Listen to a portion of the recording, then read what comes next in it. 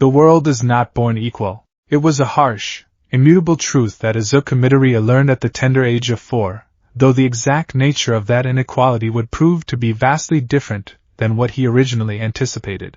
In a society saturated with the extraordinary, the wait for a quirk was the defining suspense of a child's early life. It was a period of endless dreaming. Every shadow cast in the bedroom could be the beginning of a shadow manipulation quirk. Every static shock from the living room carpet could be the birth of an electricity quirk. For Izuku, whose room was a shrine dedicated to the smiling, unyielding figure of the number one hero, All Might, the dream was simple. He wanted a quirk that would let him save people with a smile. He wanted to be strong, durable, a pillar of peace that could stand between the innocent and the terrifying forces of the world. He imagined being an impenetrable shield. The reality of his biology, however, had a cruel sense of irony. It would give him a power, yes, but it would not make him a shield. It would make him something entirely different, something dangerous, beautiful, and deeply flawed. The playground was bathed in the golden, heavy light of a late summer afternoon. The air was thick with the scent of dry earth, pine needles, and the faint, sweet and sour odor of burnt caramel. The latter was the signature scent of Katsuki Bakugo, the undisputed king of the sandbox, and by extension, their entire neighborhood. Katsuki was a prodigy. His quirk, Explosion, had manifested with the subtlety of a localized earthquake. He was powerful, confident, and possessed a natural, feral charisma that drew the other children to him like moths to a flame. But fire burns, and Katsuki's superiority had quickly curdled into a vicious arrogance. Izuku stood at the edge of the sandbox, his small chest heaving, his oversized red sneakers planted firmly in the dirt, his knees knocked together, trembling so violently he felt as though his bones were vibrating.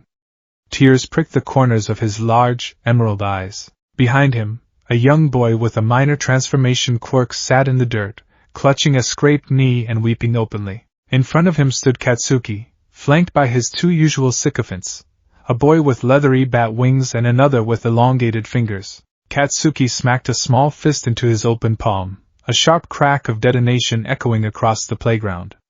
A wisp of gray smoke curled from his fingers. "That's mean, Kakin." Izuku's voice was a high, thin squeak, but he forced the words out anyway. He raised his small, chubby fists, mimicking a boxing stance he had seen All Might take on television. "Can't you see he's crying? If you keep going, I'll stop you myself." Katsuki's crimson eyes narrowed. A cruel, jagged grin split his face, revealing small, white teeth. He didn't see a challenger. He saw a nuisance. He saw Izuku, the boy who hadn't even manifested a quirk yet, daring to stand in his way. "You want to pretend to be a hero, Deku?" Katsuki sneered, using the derogatory nickname he had coined months ago. "You don't even have a quirk. You're just a pebble in my way." I can still try," Izuku cried out. Katsuki lunged. He didn't use a full-powered explosion, but for a 4-year-old, the difference hardly mattered. Katsuki closed the distance in a heartbeat, his right hand pulling back, the sweat on his palms igniting. Time seemed to dilate for Izuku. He saw Katsuki's hand rushing toward his face. He felt the intense, radiating heat of the impending blast. His mind screamed for him to run, to duck, to hide. But his body, driven by an instinct older and deeper than conscious thought, refused to yield the ground. He had to protect the boy behind him. He needed to be strong. He needed to be an impenetrable wall. "Please," Izuku's mind begged, screaming to whatever genetic lottery governed his biology. "Please let me protect him." A sensation unlike anything Izuku had ever felt suddenly bloomed in his chest. It wasn't warm, like he imagined a fire quirk would be, nor was it a sudden rush of adrenaline. It was a cold, dense, heavy feeling, as if lead had suddenly been poured into his veins. It rushed from his core, down his shoulders, and into his forearms. As Izuku instinctively raised his arms in an X block over his face, a horrific, tearing sound echoed from his own skin. To the onlookers, the transformation was instantaneous and terrifying. Izuku's fair, freckled skin did not merely change color, it underwent a violent structural metamorphosis. The flesh on his forearms, from his elbows to his fingertips, turned a deep, abyssal black. But it wasn't a matte, rocky texture like some quirks. It was perfectly smooth, catching the golden afternoon sunlight and reflecting it with blinding intensity. It was glass. Pitch black, hyperdense volcanic glass. Jagged, razor-sharp ridges erupted along his ulna bone, turning his forearms into grotesque, beautiful, terrifying weapons. The edges were so fine they seemed to disappear into the air, splitting the light itself. Katsuki's eyes widened in momentary shock. The quirkless Deku had just manifested a quirk. And it looked formidable. It looked like dark armor, but momentum is a cruel master, and Katsuki was already committed to the strike. His pride, flaring hotter than his sweat, refused to let him pull back. If Deku had armor, Katsuki would just blast right through it. Die! Katsuki roared, slamming his palm directly into the crossed, obsidian black forearms of Izuku Midoriya. The explosion detonated point blank. For a fraction of a millisecond, the scene was a perfect tableau of superhero fantasy, the explosive villain striking the armored hero. But Izuku's quirk was not born to be a shield. Obsidian is a naturally occurring volcanic glass formed as an extrusive igneous rock. It is incredibly hard, capable of holding an edge far sharper than high-quality steel surgical scalpels, but it lacks a crucial structural component for a defensive quirk, tensile strength. It is catastrophically brittle. It cannot absorb kinetic shock. When the concussive shockwave of Katsuki's explosions slammed into the obsidian plating, the black glass didn't dent. It didn't bend. It shattered. The sound was deafening, a high-pitched, agonizing crash of 1,000 breaking mirrors layered over the roar of the explosion. Izuku didn't just feel the heat of the blast. He felt his own newly formed armor implode. The concussive force pulverized the center of the obsidian mass, while the surrounding edges splintered outward and inward. Shards of razor-sharp black glass, some as fine as needles, others as large as jagged daggers, exploded in every direction. Gah! The scream that tore from Izuku's throat was raw, primal, and entirely devoid of heroic bravado. The force of the blast threw the small boy backward, tumbling him through the abrasive sand of the playground. He rolled to a stop a few feet away from the boy he had been trying to protect, curling into a tight, trembling ball. The playground fell into a deathly, suffocating silence. The smoke from Katsuki's explosion cleared, revealing the aftermath. Katsuki stood frozen, his hand still extended, trembling slightly. A thin line of blood trickled down Katsuki's own cheek where a tiny, flying shard of black glass had grazed him, slicing through his skin with zero resistance. But Katsuki wasn't looking at his own blood. He was staring at Izuku. Izuku lay in the sand, gasping for air, his eyes wide with a shock that transcended simple pain. The beautiful, pitch-black armor that had covered his arms was gone. In its place were his normal, pale arms, but they were a ruined mess. Because the obsidian had generated from his skin, the shattering had violently ripped the armor away from his flesh. His forearms were covered in hundreds of lacerations. Some of the black shards were still embedded in his skin, glistening wetly. Blood, bright and crimson, welled up rapidly, dripping down his small fingers and staining the pale sand of the playground. Katsuki's breath hitched. He looked at his own hands, smelling the caramel smoke, and then looked back at the sobbing, bleeding boy in the dirt. For the last year, Katsuki had viewed Izuku as a pebble. Something insignificant, something soft that could be kicked aside. But as he watched the sunlight catch the broken, bloody shards of black glass scattered across the sand, a new realization crystallized in Katsuki's young mind. Deku wasn't a pebble. He was glass. He was shiny, perhaps even sharp if handled wrong, but ultimately, he was fragile. If Katsuki hit him, he broke. He broke spectacularly, violently, and painfully. You! Katsuki's voice trembled, lacking its usual bravado. He took a step back, suddenly terrified by the amount of blood pooling in the sand. He hadn't meant to do that. He just wanted to scare him. You're broken, Deku. Izuku couldn't respond. The pain was a blinding white light in his brain. He looked down at his bleeding arms, the shattered remnants of his shield. The tears streamed down his face, mixing with the dust. He had wanted to be a wall to protect others.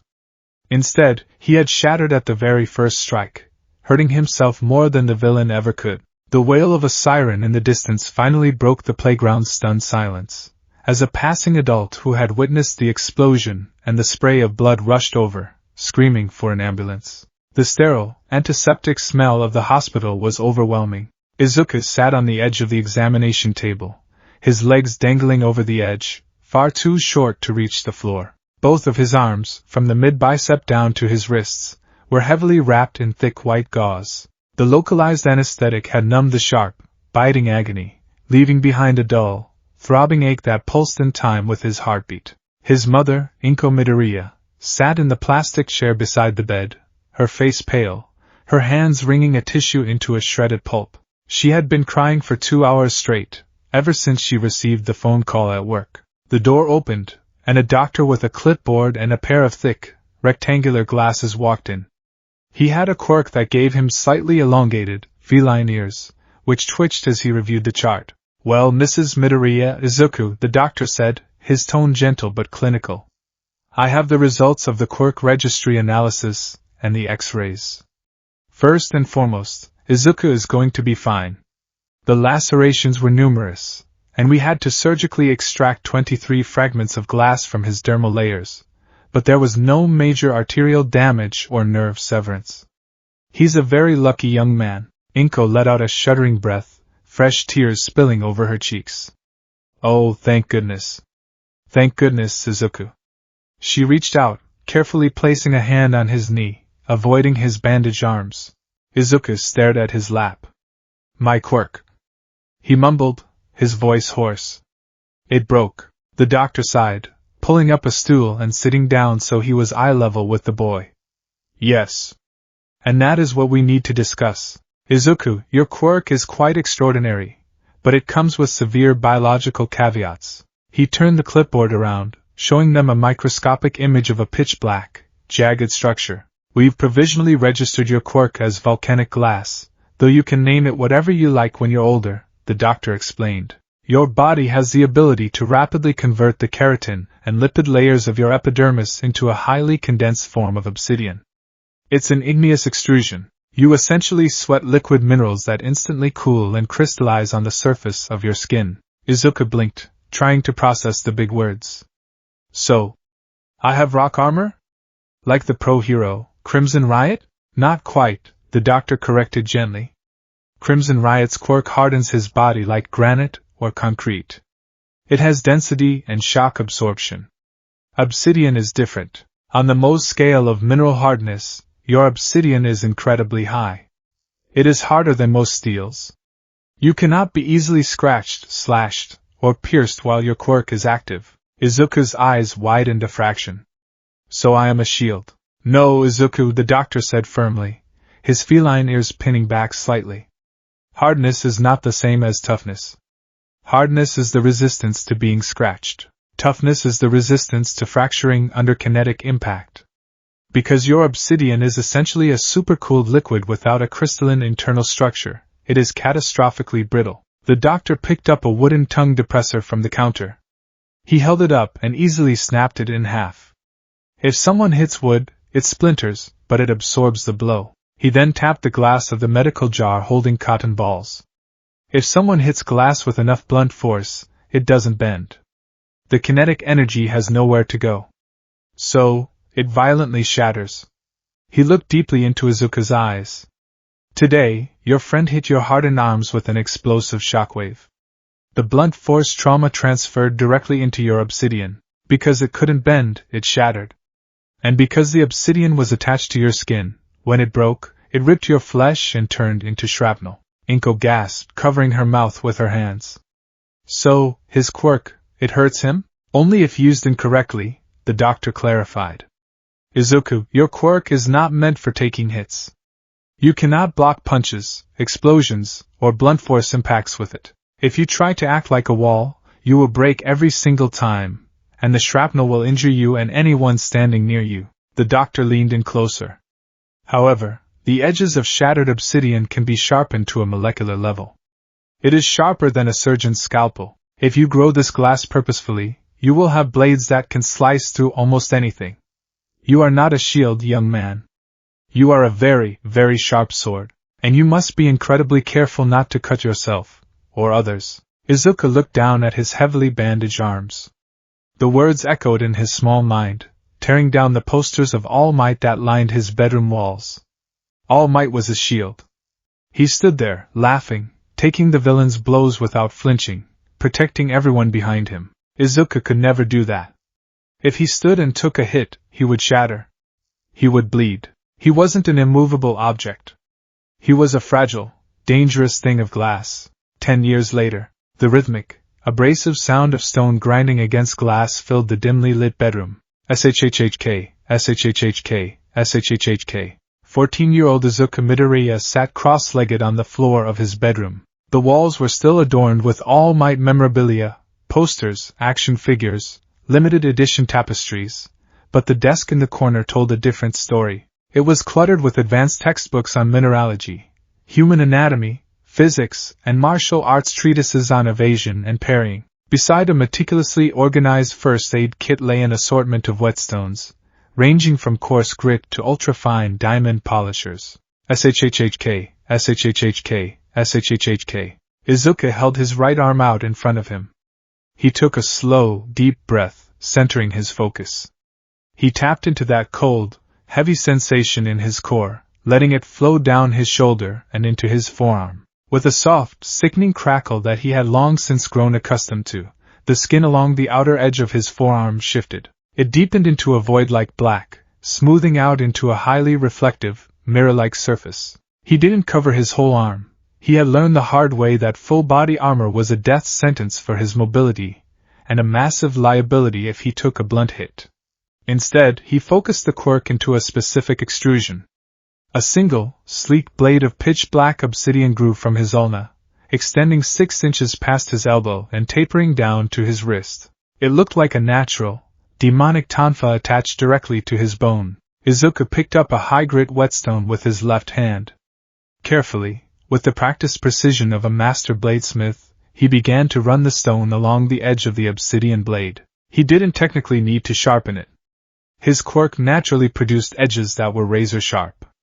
But over the years, he had learned to manipulate the microstructure of the glass. By filing it down at specific angles, he could increase the density of the edge, sacrificing a microscopic amount of sharpness for a slight increase in durability against chipping. More than that, the act of sharpening was meditative. It was how he connected with his quirk. It was how he reminded himself of his own nature. He paused, holding his arm up to the desk lamp.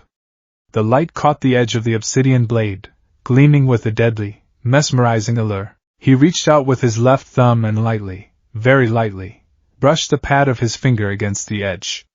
A thin, red line immediately appeared, a drop of blood welling up before he pulled away. Perfect. He released his focus. The cold sensation receded. The obsidian blade seemed to melt back into his skin, leaving behind only the pale, scarred flesh of his forearm. Both of Izuka's arms were covered in a network of thin, silvery scars. They were the legacy of 10 years of trial and error, 10 years of shattered glass and emergency room visits. Every scar was a lesson learned about the limits of his durability. Don't block. That was the first rule of his fighting style. Deflect, parry, or dodge. Never take the hit. Tomorrow was the entrance exam for UA High School, the most prestigious hero academy in the nation. The school that had forged All Might. Izuka stood up, moving to the center of his room. He was not the small, chubby, trembling boy from the playground anymore. Underneath his loose t-shirt, his physique was lean, compact, and heavily muscled. He hadn't built bulk. Bulk meant a larger target. He had built fast-twitch muscle fibers, extreme flexibility, and cardiovascular endurance. He trained in acrobatics, gymnastics, and a heavily modified form of Kali and Eskrima, martial arts that relied on sticks and blades, prioritizing evasion, deflecting angles, and debilitating strikes. He closed his eyes and visualized an opponent. He imagined the massive, bulky frame of a villain. Izuka didn't brace himself. Instead, he dropped his center of gravity. He pivoted on his right heel, spinning away from an imaginary punch. As he spun, his left arm flashed outward, instantly hardening into a jagged obsidian spike. He didn't aim for the imaginary villain's chest or head. He aimed for the tendons behind the knee, the soft tissue of the armpit, the vulnerable junction of the neck. Slice. Disable. Move. He deactivated the quirk instantly, dropping to the floor in a low crouch, rolling to his feet, and throwing a roundhouse kick, the edge of his shin momentarily hardening into an axe blade of black glass before reverting to flesh. He was a rogue. A glass cannon in the truest sense of the word. His offensive output, his lethality, was off the charts.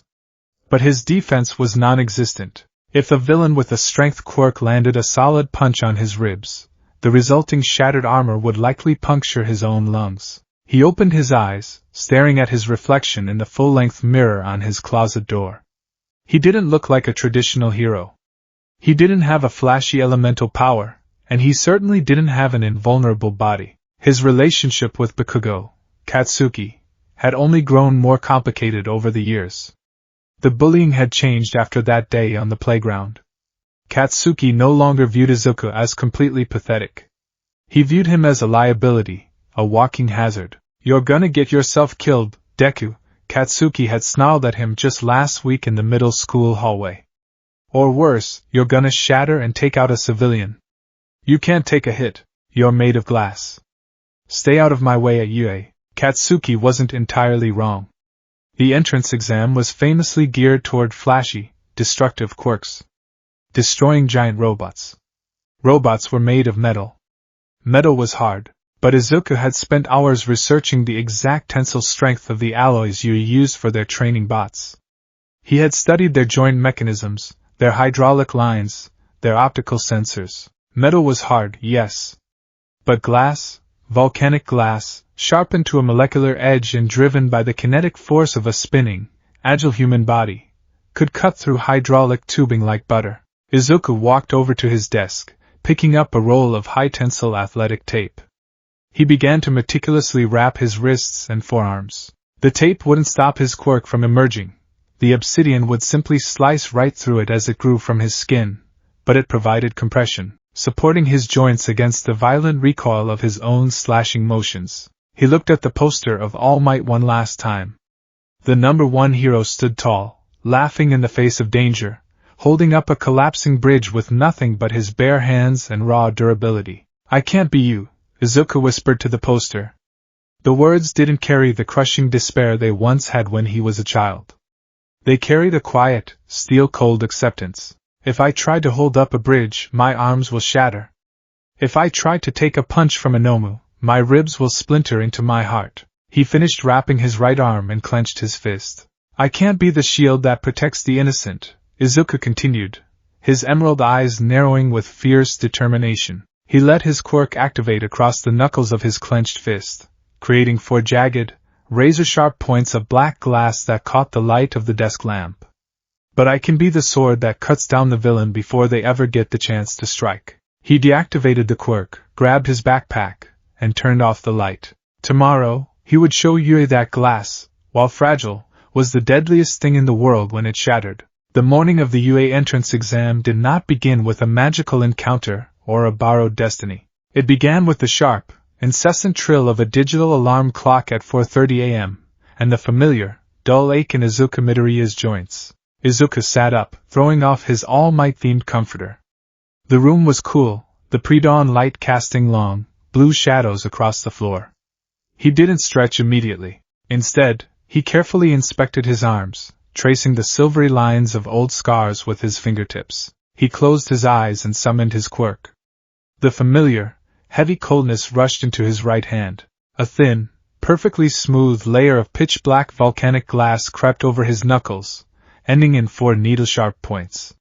He tapped the points against the wooden surface of his nightstand. They didn't dent the wood, they pierced it instantly, with zero resistance, like a hot knife through butter. He released the quirk, watching the obsidian retract and vanish, leaving his skin flawless once more. "Right," Izuku whispered to the empty room. "Precision. Not power." His morning routine was a ritual of agonizing precision. He went through an hour of intensive yoga and dynamic stretching, focusing on his hips, knees, and shoulders. If he was going to survive today, he couldn't afford to be stiff. His fighting style was entirely dependent on mobility. If he stopped moving, he was a target. If he was a target, he would be hit. And if he was hit, he would shatter. By the time he walked into the small kitchen of their apartment, his mother was already awake, frantically flipping pancakes with a spatula that trembled in her grip. Izuku, honey, you're up, Inko Midoriya said, her voice tight with thinly veiled panic. She set a plate piled high with food on the table. Did you pack your bandages? The gauze? The antiseptic spray? The heavy-duty ones? Yes, Mom, Izuku said softly, pulling out a chair. He smiled, though it didn't quite reach his eyes. I have the medical kit. It's in the front pocket of my bag. Inko sat across from him, ignoring her own food. She reached out, gently wrapping her hands around his forearms. She didn't squeeze. She treated him as if he were made of the very glass he produced. I know you want this, Izuku. I know you've trained so hard, she whispered, tears pooling in her eyes. But please, please remember what Dr. Tsurigami said. You aren't like the other kids with hardening quirks. You can't just run into a wall. I know, Mom. If the robots are too big, if they shoot missiles or swing metal fists, just run away. There's no shame in running away. Izuku looked down at his pancakes. In any other timeline, perhaps he would have had a mentor to tell him he could be the greatest hero. But in this timeline, Izuku was utterly alone in his pursuit. The world had looked at his quirk, seen its lethal edges and its fragile nature, and told him to play it safe. To be a rescue worker. To stay in the back lines. I won't run into a wall, Mom, Izuku said, looking back up, his green eyes hardening into something resembling his quirk. I'm going to cut the wall down. The gates of Yue High School were monolithic, towering arches of glass and steel that made Izuku feel profoundly small. The courtyard was teeming with hundreds of prospective students, a kaleidoscope of mutations, elemental powers, and physical augmentations. Izuku took a deep breath, adjusting the straps of his heavily modified backpack. He wore a fitted, long-sleeved athletic shirt and cargo pants made of tear-resistant fabric. His wrists and ankles were tightly wrapped in black athletic tape for joint support. He took a step forward, his mind buzzing with calculated anxiety, when the toe of his red sneaker caught on an uneven paving stone. Gravity asserted its dominance. Izuku's arms instinctively flared out to catch himself. His mind raced. Don't harden your hands. If you brace against the concrete with obsidian, the impact will shatter it right into your palms. He forced himself to keep his quirk deactivated, preparing for the painful scrape of skin against concrete. But the impact never came. Oops. Are you okay? Izuku felt a strange weightlessness. He was hovering 3 inches above the concrete, his limbs flailing slightly in the zero-gravity suspension. He looked over his shoulder to see a girl with a round face, rosy cheeks, and short brown hair, her hand still raised in his direction. I used my quirk on you. Sorry for doing it without asking, she said cheerfully, placing her hands together and pressing her fingertips. Release. Izuku dropped the remaining 3 inches, landing squarely on his feet. He stumbled slightly, turning to face her, his face flushing crimson. Oh. Thank you? I tripped, and I couldn't use my quirk to catch myself because it would have been bad, so, thank you, the girl beamed. No problem. It would be bad luck to fall right before the exam, right? I'm Ochiko Uraraka. Good luck today. She waved and jogged off toward the auditorium, leaving Izuku standing there, a socially inept statue. I talked to a girl. Well, she talked to me, and I babbled, but it counts. The momentary high faded as a familiar, aggressive presence shoved past his shoulder. Out of the way, glass boy, Katsuki Bakugo growled, not even bothering to look back as he marched toward the doors. Izuku watched his childhood tormentor walk away. Katsuki's confidence was a physical aura, loud and explosive. Izuku didn't resent it anymore. He just studied it. He knew how Katsuki fought. He knew Katsuki relied on overwhelming frontal assaults. It was a strategy that worked for explosion. It was a strategy that would get Izuku killed. The written exam had been a breeze. Izuku had spent the last 10 months studying not just hero law and mathematics, but advanced engineering and materials science. Now, he sat in the massive, darkened auditorium, the bright screens illuminating the stage where the voice hero, Present Mike, enthusiastically explained the practical portion of the exam. 3 types of robots. 1 point, 2 points, 3 points. An urban combat center. Izuku didn't just listen. His hands were a blur as he furiously sketched in his notebook. He was drawing the silhouettes of the robots displayed on the screen. If Yui is mass-producing these, Izuku thought, his pencil scratching rapidly, they aren't using titanium or heavy composites for the internal structures. It's too expensive. They'll use standard steel alloys for the chassis, but the joints have to be articulated. That means exposed hydraulic lines, motorized pivot points, and synthetic rubber hosing for the coolant and oil. Excuse me. A tall boy with glasses and a severe haircut stood up several rows ahead, pointing rigidly at President Mike. On the printout, there are 4 types of villains. If this is a misprint, then Yui, the most prominent school in Japan, should be ashamed. The boy then turned, his arms snapping toward Izuku's row. And you, with the curly hair. Your incessant muttering and scribbling is distracting. If you are here on a pleasure trip, I suggest you leave. Izuku froze, his pencil snapping under the sudden pressure of his grip. Hundreds of eyes turned to look at him. Katsuki, sitting 2 seats away, scoffed loudly. I am sorry, Izuku squeaked, instinctively bowing his head. President Mike waved his hands. Okay, Examinee 7111, thanks for the great message. The 4th villain is a 0-pointer. It's just an obstacle. I recommend you listeners try to avoid it. The boy bowed perfectly. Thank you very much. Please excuse the interruption. As the boy sat down, Izuku looked back at his notebook. The 0-pointer. An obstacle. A gimmick meant to test situational awareness and threat avoidance. Izuku circled the 0-pointer on his page and wrote 2 words next to it, runaway. Battle Center B was a massive, sprawling mock city. Skyscrapers, paved roads, traffic lights. It was an eerily perfect replica of a metropolitan district, enclosed by impossibly high concrete walls. Izuku stood near the back of the massive crowd of teenagers congregated before the giant metal gates. He was bouncing lightly on the balls of his feet, keeping his heart rate elevated. He closed his eyes, visualizing the intricate anatomy of a machine. Metal is hard. Glass is brittle. I cannot punch. I cannot block. I must slice. I must parry. Right, let's start. President Mick's voice echoed from a massive speaker tower. What's wrong? There are no countdowns in real battles. Run, run, run! The crowd hesitated for a fraction of a second. Izuku did not. His training kicked in. He didn't sprint like a track star. He launched himself forward with the low, predatory grace of a sprinter coming off the blocks. He slipped through the gaps in the confused crowd, his red sneakers pounding against the asphalt as he crossed the threshold of the gates first. Target acquired. A 1-pointer rolled out from an alleyway 100 yards down the main street. It was essentially a heavily armored unicycle with twin cannon arms and a singular red optic sensor. Target locked. The robot's synthesized voice droned, its cannon swiveling toward the charging green-haired boy. Other students were finally pouring into the city behind him, yelling and preparing their quirks. Izuku didn't slow down. The robot fired, a high-velocity tennis ball-sized rubber slug tearing through the air. Izuku didn't brace for it. He dropped to his knees, sliding across the abrasive asphalt. As he slid under the projectile, the cold sensation flooded his right arm. A terrifyingly sleek, 2-foot-long blade of pitch-black obsidian erupted from the back of his forearm. He didn't swing the blade like a baseball bat. That would cause blunt force trauma to the glass, snapping it. He needed a drawing cut.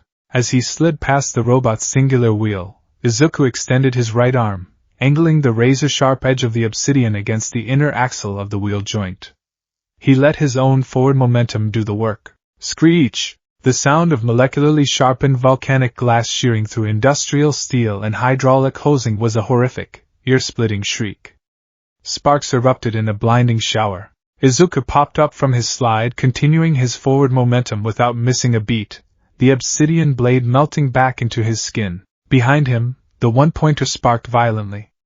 Dark hydraulic fluid sprayed from its severed axle. The massive wheel seized up, and the robot toppled over, crashing into the asphalt in a heap of dead, sparking metal. 1 point, Izuku breathed, his eyes already scanning the rooftops. He didn't have time to celebrate. The roar of battle erupted across the city as the rest of the examinees engaged. Explosions, blasts of ice, and the shattering of concrete filled the air. Izuku moved like a ghost. He didn't look for fights. He looked for angles. Two-pointers crashed through a storefront window to his left. They resembled humanoid mantises, with large, scythe-like appendages. Izuku ran toward the wall of the nearest building. He jumped, planting his foot against the brickwork to wall run vertically for 3 steps. As gravity began to pull him down, he kicked off the wall, launching himself over the head of the first 2-pointer. Mid-air, he activated his quirk on both legs. From his shins, 2 jagged, crescent-shaped obsidian blades grew outward. He crossed his legs slightly, aligning the blades. As he fell past the back of the robot's neck, he hooked his legs around the machinery. The blades sank into the exposed cabling at the base of the robot's cranial unit. Izuku used his core strength to violently jerk his body backward. The glass didn't break, because it was a pulling, slicing motion. The blades effortlessly severed the main neuroprocessors. The 2-pointer went limp instantly, crashing forward. Izuku hit the ground rolling to absorb the impact, his leg blades instantly retracting so they wouldn't shatter against the pavement. The second 2-pointer lunged, swinging a massive metal scythe directly at Izuku's torso. Panic spiked. Izuku couldn't dodge in time. Instinct screamed at him to harden his chest, to build a wall. No! It will shatter into my lungs. Instead of a wall, Izuku raised his left arm. He didn't create a shield. He created a ramp. A highly polished, angled plate of obsidian grew over his forearm. He didn't meet the force of the robot's swing head-on. He stepped into the swing, angling his arm at a 45-degree slope. The heavy metal side struck the glass. But because of the angle and the mirror-smooth surface of the obsidian, the weapon didn't bite. It deflected, skittering up the slope of his arm with a shower of sparks, redirecting the devastating kinetic energy over Izuku's shoulder. The deflection threw the robot completely off balance.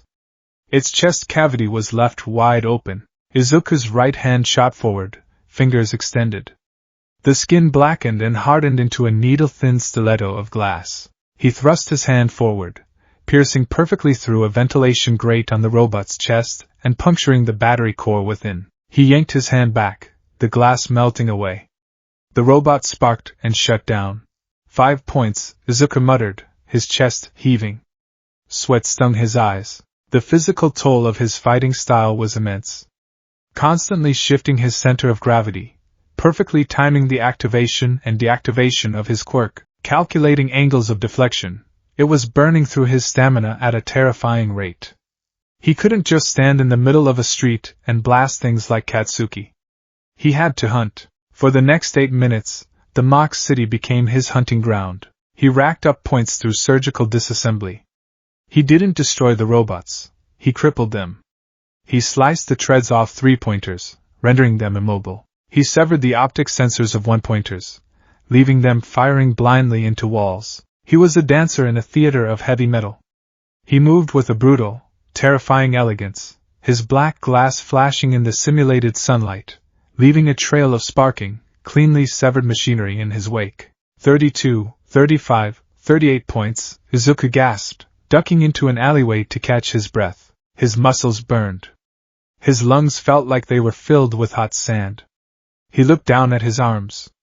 Despite his flawless technique, the recoil of slicing through metal was taking a micro-toll. Thin, hairline fractures had formed in the glass during his last few kills before he could deactivate the quirk, resulting in microscopic shards flaking off and embedding themselves in his skin. His forearms were covered in a thin sheen of blood, the tiny cuts stinging furiously. 2 minutes remaining. Present Mick's voice boomed over the speakers. Izuku wiped the sweat and a smear of blood from his forehead. 38 points was good. It was solid. But Yue was the elite. Was it enough? Before he could calculate his standing, the ground beneath his feet heaved violently. It wasn't a localized tremor. It was a localized earthquake. The buildings on either side of the alley groaned, dust raining down from the brickwork. Izuku stumbled out of the alley and onto the main thoroughfare. The other examinees were doing the same, stopping their fights, their heads turning toward the center of the city. A shadow fell over them. Izuku looked up, and his breath caught in his throat. Tearing through the faux cityscape at the end of the avenue was a machine of incomprehensible scale. It was easily the size of a 20-story building. Its colossal treads crushed a concrete skyscraper as if it were made of cardboard. Its singular, glowing red eye swept across the street, a spotlight of doom, the zero-pointer. "Run!" someone screamed. "It's the obstacle! Run away!" The examinees didn't need to be told twice. A chaotic stampede ensued. Teenagers with powerful quirks turned and fled in absolute terror. Izuku's own instincts screamed at him in agreement. "Run! You can't slice that. The armor plating is too thick. If you try to cut it, the sheer friction and density will shatter your blades into dust." He turned, taking 2 steps toward the exit gates. "Ow! Someone, please!" The voice was faint, barely audible over the grinding roar of the colossal machine's treads.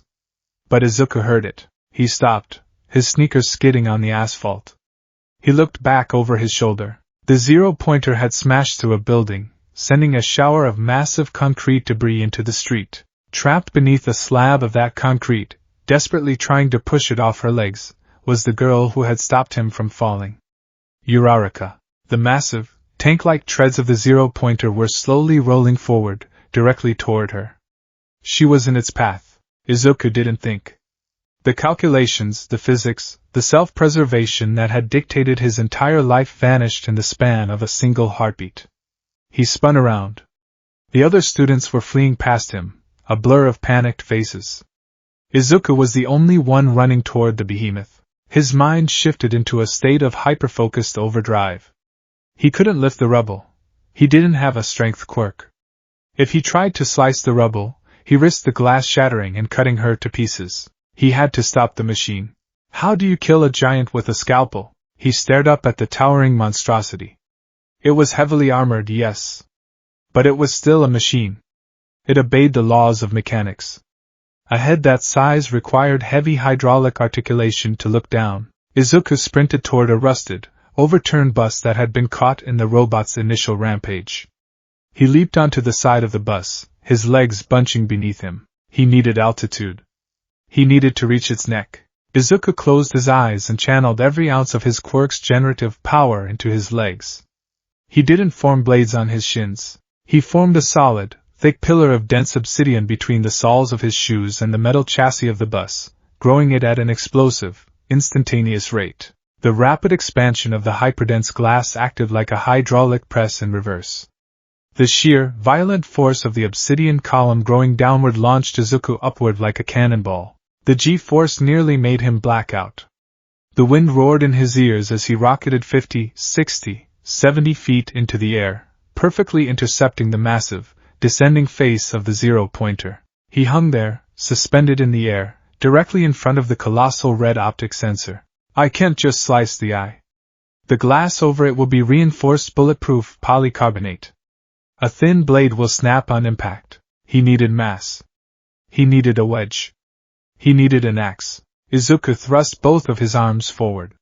He channeled all of his remaining energy, forcing the quirk to its absolute, horrifying limit. From his elbows down to his fingertips, his skin blackened, expanded, and crystallized.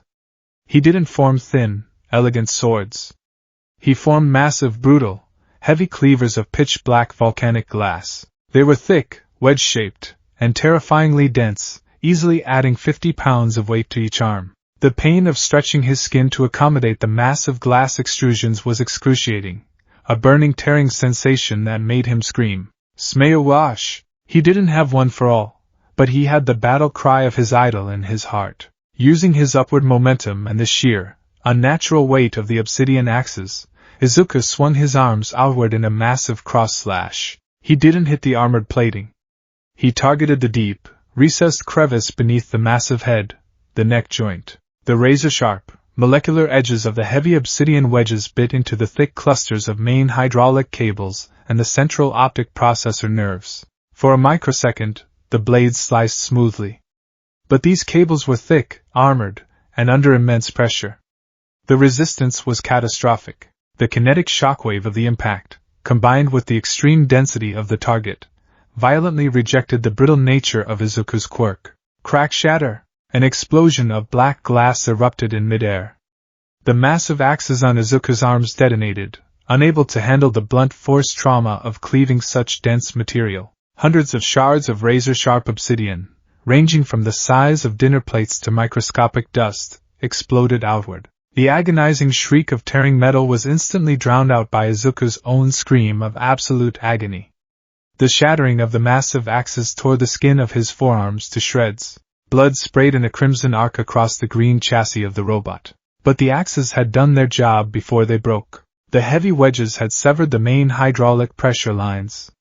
The optic cables were sheared cleanly in half. The zero-pointer's massive red eye flickered, sparked violently, and died.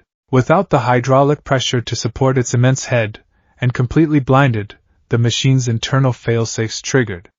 Warning sirens blared from its chassis. The colossal gears groaned, the tracks locked up, and the Titan began to tilt backward, collapsing onto its rear chassis with an earth-shattering boom that sent a shockwave of dust rolling across the city. Izuku was already falling. The pain in his arms was a blinding, white-hot fire. He was practically in free fall from 80 feet in the air, his vision swimming with black spots. His arms were mangled, bleeding profusely from the shrapnel of his own quirk. I'm going to die, he thought, the wind rushing past him. I saved her, but I'm going to hit the concrete. He tried to shift his body, to land on his legs, to sacrifice his lower half to save his spine, but his muscles refused to obey. Suddenly, a sharp, stinging slap landed directly across his face. The world tilted. The sickening sensation of falling vanished, replaced by an abrupt, weightless float. Izuku blinked, his vision clearing just enough to see Uraraka, floating beside him, panting heavily. She had somehow freed herself, or someone else had, and used a piece of debris to launch herself up, slapping him just before he hit the ground. Got you! She gasped, pressing her fingertips together. Release! They dropped the remaining 10 feet, tumbling onto the rough asphalt. Izuku groaned, rolling onto his back. Every nerve in his arms was screaming. He couldn't even lift them. They were covered in blood and tiny fragments of glittering black glass. Time's up! President Mick's voice echoed across the silent, dust-choked city.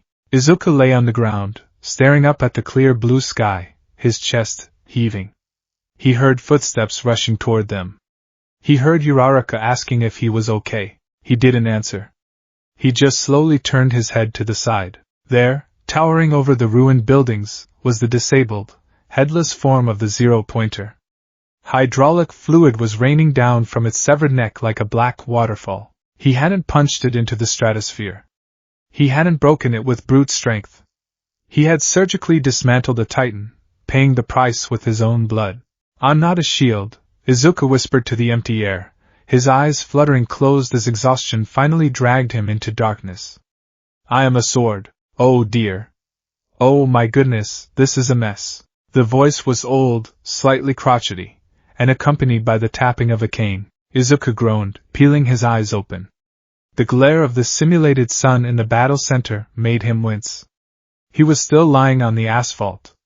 A small crowd of examinees had gathered around him in a loose circle, their faces a mixture of awe and horror. Standing over him was a diminutive old woman in a nurse's uniform, an oversized syringe serving as a walking stick.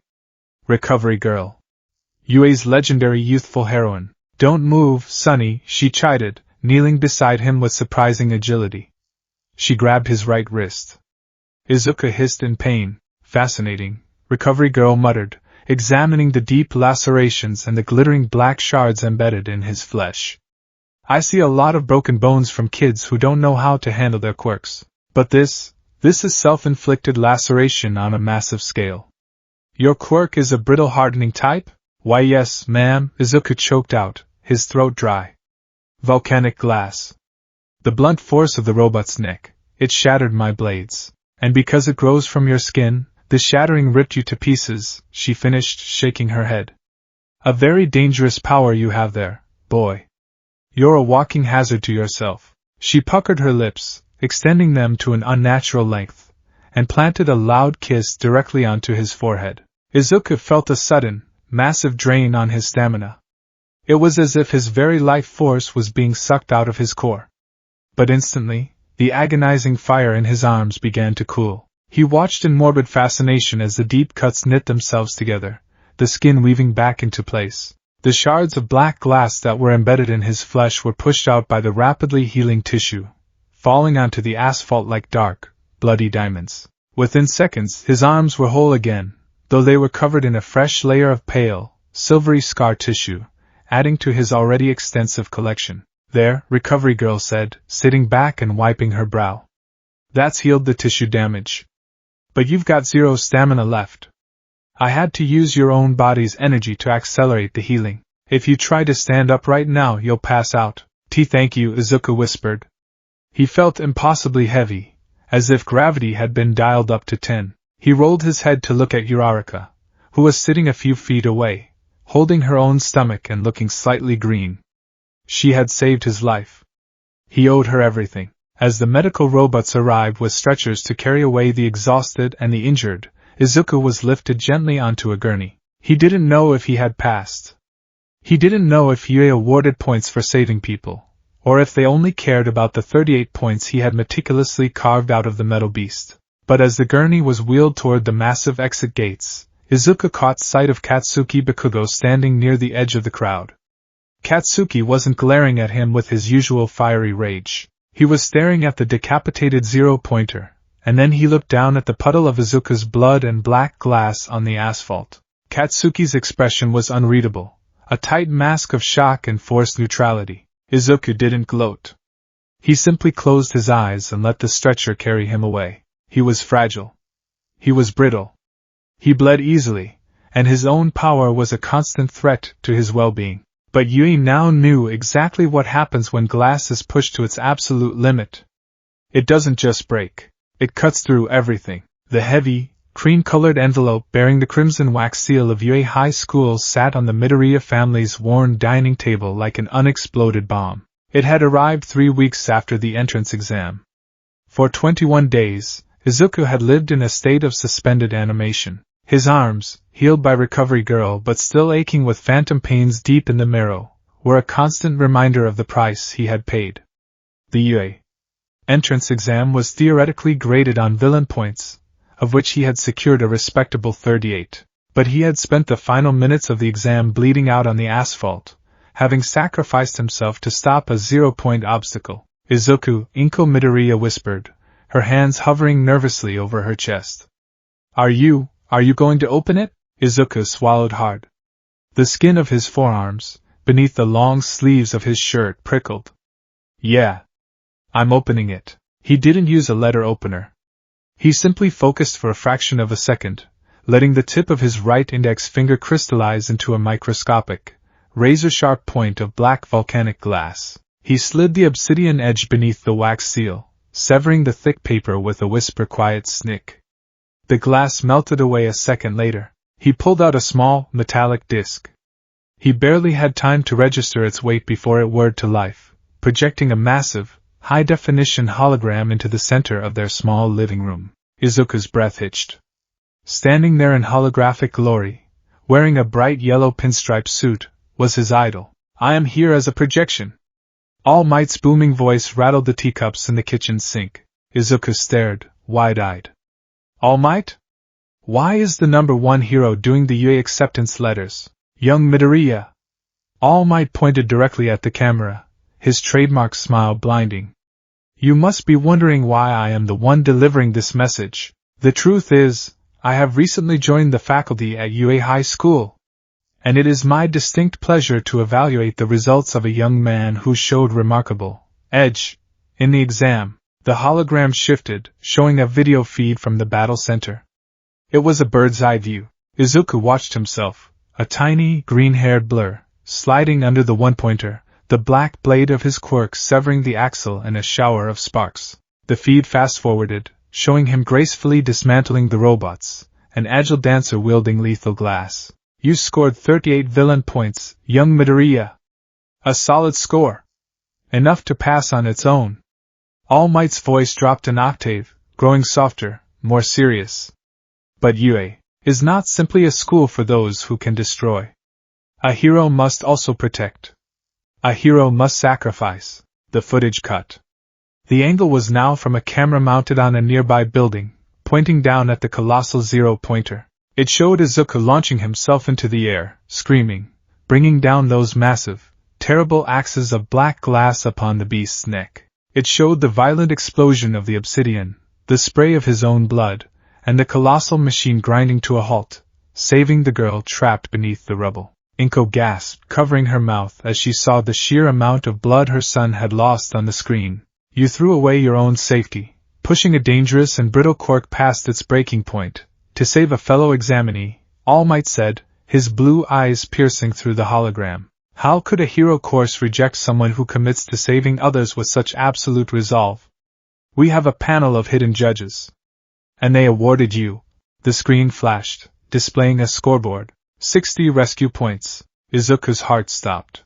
Giving you a grand total of 98 points. Young Midoriya, you placed first in the UA entrance exam. All Might extended a hand toward the camera, a gesture of absolute welcome. Come, young Midoriya. This is your hero academia. The projection sputtered and vanished, leaving the living room bathed in the mundane light of the afternoon sun. Izuku sat perfectly still.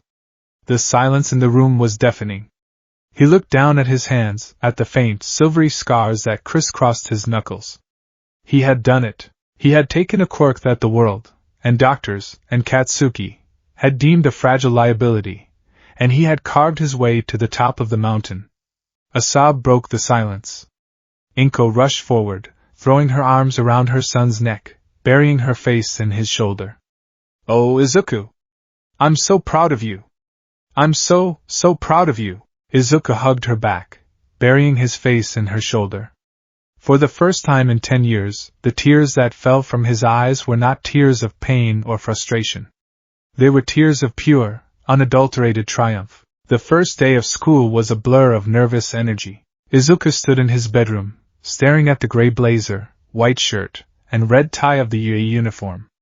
It felt heavy, like armor. Before putting the shirt on, he reached into his desk drawer and pulled out 2 rolls of heavy-duty black athletic tape. He methodically wrapped his wrists and forearms, binding the joints tightly. It was a habit born of necessity. His fighting style required immense, sudden torque, and the tape provided compression to keep his tendons from snapping under the strain of his own acrobatics. Furthermore, the tape provided a psychological barrier. It hid the worst of the scarring. He didn't want his new classmates to look at him and see a victim of his own biology. He wanted them to see a hero. The walk to school was surreal. The cherry blossoms were in full bloom, drifting through the air like pale pink snow. Izuku's mind raced with a million possibilities. Who would be in his class? Would they be impressed by his quirk, or terrified of it? Would Bakugo be there? He knew the answer to that. Bakugo had placed second in the exam, an irony that Izuku was sure the explosive boy was currently stewing over. When he finally navigated the massive, labyrinthine corridors of UA, he found himself standing before a door that seemed designed for giants. A massive red 1A was painted on the wood. This is it, Izuku thought, taking a deep breath. No turning back. I'm not the fragile glass boy anymore. I'm UA student Izuku Midoriya. He slid the massive door open. Take your feet off that desk immediately. The loud, robotic voice belonged to the tall, bespectacled boy who had reprimanded Izuku in the auditorium. He was currently chopping his hand through the air in rigid, geometric patterns, glaring at Katsuki Bakugo. Bakugo was slouched in his chair, his feet propped up on the pristine wood of the desk, looking supremely bored. Huh! What's your problem, Four Eyes? It is disrespectful to the upperclassmen who used these desks before us, and to the craftsmen who made them. I am Tenya Ida, from Somei Junior High School. Somei? Oh, so you're a stuck-up elite, huh? Bakugo sneered, small sparks popping off his fingertips. I'm gonna have fun crushing you. Izuku sighed internally. Some things never change. He took a step into the room. Ida immediately snapped his attention to the door, his eyes widening. He marched over to Izuku with startling speed. You! Ida announced loudly, causing the rest of the chatter in the room to die down. You are the one who realized the true nature of the practical exam. The hidden rescue points. I had no idea. I misjudged you completely. I must apologize for my behavior in the auditorium. You are clearly a superior student. Ida bowed perfectly at a 90-degree angle. Izuku waved his hands frantically, his face burning. And no. It's not like that. I saw someone in trouble, and I moved. I didn't know about the points. Oh. It's you. The falling boy. Izuku peeked around Ida to see Uraraka bounding toward him, her Yui uniform perfectly fitted, her smile radiant.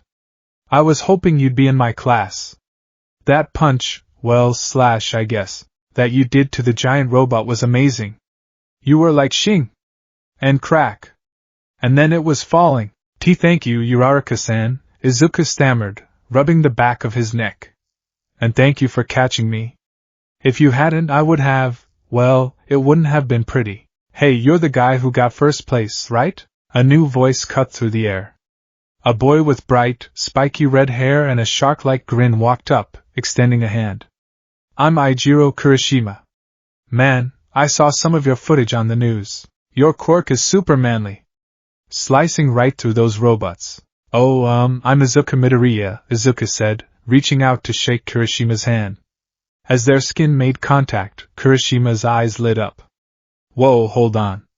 We might be quirk bros. Without warning, Kirishima activated his quirk. His entire arm, from the shoulder down to his hand, hardened. The skin took on a jagged, rocky texture, turning a dull, concrete gray. Izuku, caught off guard, instinctively reacted.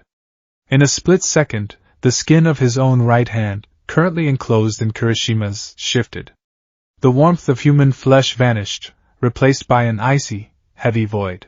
His hand turned pitch black, smoothing out into a perfect, reflective surface of volcanic glass. He didn't form blades, just a blunt hardening over his knuckles and palm to protect his bones from Kirishima's rough grip. The contrast was immediate and stark. Holy crap! Kirishima laughed, examining their joined hands. This is wild. It's like rock against... Wait, what is this? It's so cold. And smooth. Kirishima tapped his jagged, rock-hard thumb against the back of Izuku's obsidian hand. Clink. Clink. The sound was high and sharp, like two wine glasses being struck together. It's volcanic glass, Izuku explained, gently pulling his hand back and letting the quirk fade. The warmth returned to his skin. Obsidian. My body rapidly crystallizes minerals into a glass extrusion. Kirishima let his own quirk deactivate, his skin returning to normal. That is so cool. Mine is just standard hardening. I get super tough and can take a ton of hits. I'm basically a walking tank. We're like the ultimate Shio brothers. Izuku offered a small, somewhat sad smile. He liked Kirishima immediately. The boy wore his heart on his sleeve. But he needed to correct the misconception before it led to an accident in training. Actually, Kirishima-kun, we're opposites, Izuku said softly. Kirishima tilted his head. Opposites? What do you mean? We both get hard. Across the room, Bakugo let out a loud, mocking scoff. Yeah, spiky hair. You're a rock. Deku over there is a window. Hit him too hard and he explodes into a million pieces and cries about it. The room went dead silent. Several students looked between Bakugo and Izuku, sensing the heavy, toxic history between them. Izuku didn't flinch. He didn't cower like he would have years ago.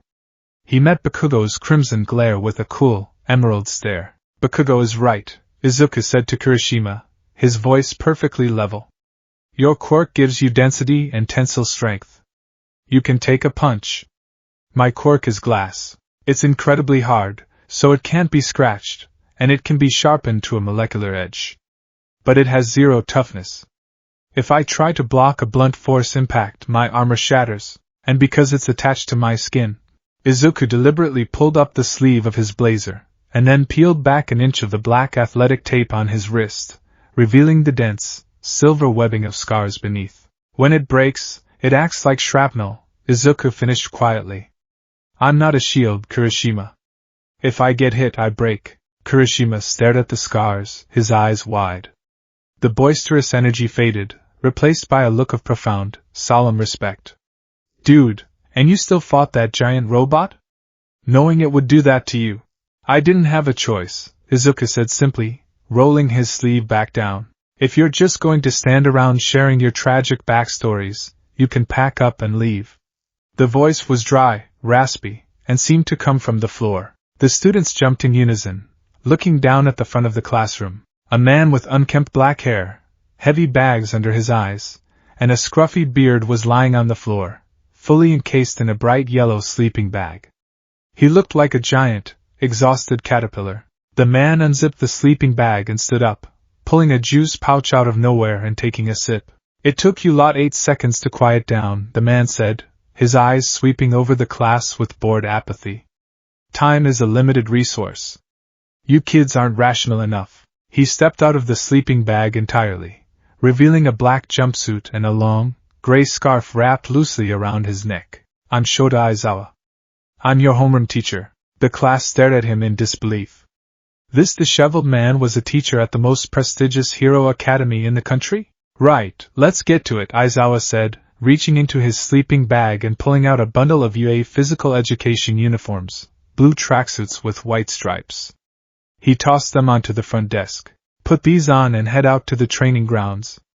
We're doing a Quirk apprehension test. The changing room was loud, filled with the nervous chatter of teenage boys sizing each other up. Izuku claimed a corner locker, quickly stripping off his blazer and shirt. He didn't remove the black tape on his wrists, but the scars on his upper arms and shoulders, remnants of shattered glass from his earlier, less controlled years of training, were fully visible. A boy with half-white, half-red hair, who had introduced himself as Shoto Todoroki, glanced over from the next locker. His heterochromatic eyes lingered on Izuku's scarred arms for a fraction of a second before returning to his own uniform. Todoroki had a nasty burn scar over his left eye. Izuku wondered, fleetingly, if Todoroki's power had a backlash as well. Midoriya, right? Izuku turned to see a boy with blonde hair and a black lightning bolt streak, Denki Kaminari, pointing at him. Man, Bakugo was brutal in there. Is your quirk really that dangerous to yourself? Izuku pulled the pea shirt over his head, adjusting the collar. It's all about physics, Kaminari-kun. Glass is brittle. If I use it right, it's fine. If I make a mistake, I pay for it. Manly, Kirishima muttered from a few lockers down, nodding his head in solemn approval. A quirk that demands absolute perfection. That's hardcore. Izuku offered a small smile, grabbing his red sneakers. He appreciated Kirishima's positive spin on it, but the reality was far less glamorous. It wasn't about being hardcore. It was about survival. 10 minutes later, Class 1A stood assembled on the massive, dirt expanse of P-Ground Gamma. The sun was bright, the wind was cool, and Shota Aizawa looked thoroughly unimpressed by all of them. A quirk apprehension test? Uraraka asked, her hands clasped nervously. But what about the entrance ceremony?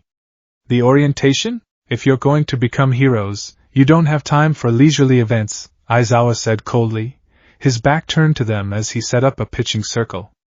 UA's selling point is how unrestricted its traditions are.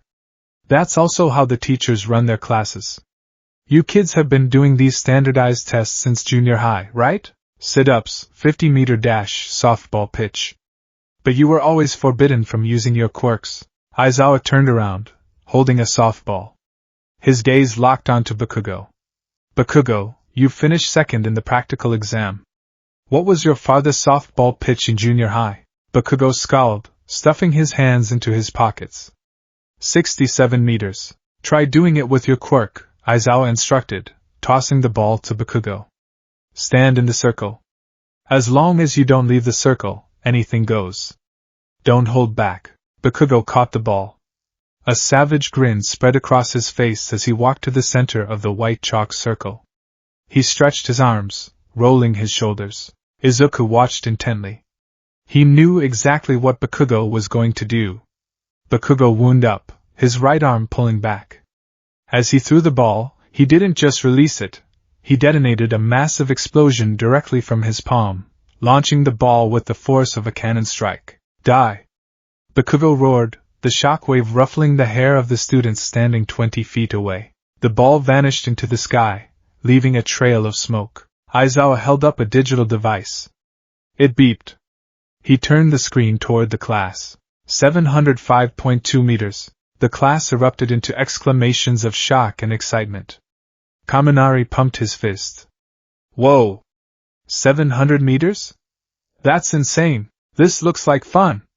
A girl with pink skin and horns, Mina Ashido, cheered. We get to use our quirks as much as we want. Aizawa's eyes narrowed.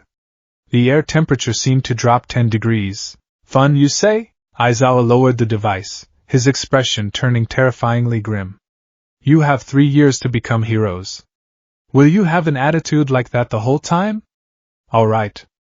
New rule. Whoever comes in last place in all 8 tests will be judged to have no potential. Aizawa smiled, and it was a smile devoid of any warmth. And will be punished with expulsion, the class gasped. Expulsion? Uraraka cried out. But it's the first day. Even if it wasn't, that's totally unfair. Natural disasters, massive accidents, and selfish villains, Aizawa droned, rubbing the back of his neck. Calamities whose time or place can't be predicted. Japan is covered with unfairness. Heroes are the ones who reverse those situations. If you wanted to go talk to your friends at McDonald's after school, too bad. For the next 3 years, you will inflict hardship after hardship upon you. Go plus ultra. Overcome it with all you've got. Izuku felt a cold knot form in his stomach. Expulsion. He looked down at his taped wrists. He couldn't afford to hold back. But he also couldn't afford to break himself. If he shattered his arms on the first day, Aizawa would deem him a liability and expel him on the spot. He had to be smart. He had to be surgical. The first test was the 50-meter dash. Izuku lined up at the starting line alongside a boy named Hyuga Aoyama, who had a laser built into his belt. At the end of the track, a robotic camera was set up to record their times. Runners, on your marks, the robotic voice announced. Izuku dropped into a low crouch. He closed his eyes. I need traction. Explosive traction.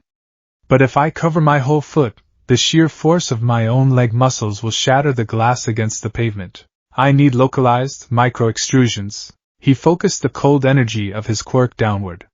He didn't coat his shoes.